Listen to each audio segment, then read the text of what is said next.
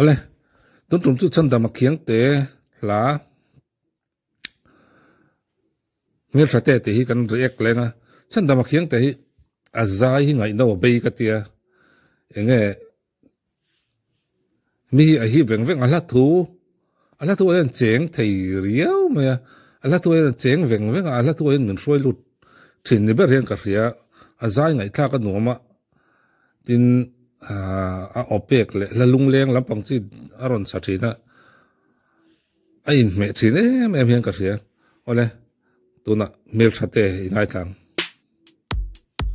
mel thate izuna kawaya mangwa hian mun hi anwa lungai na tin tri chang min liam su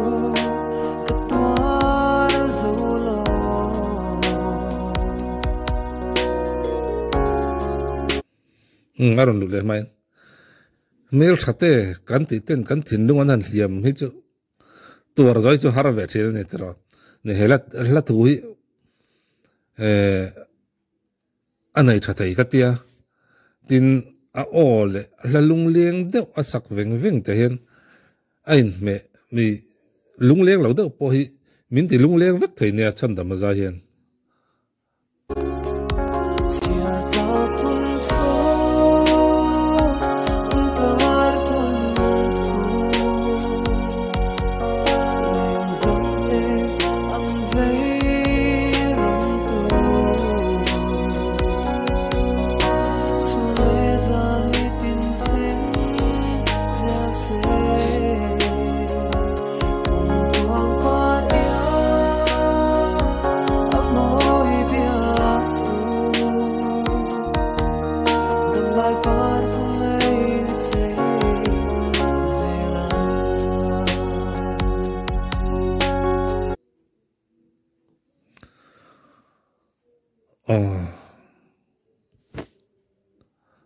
azai hi munom he azai munom thil ne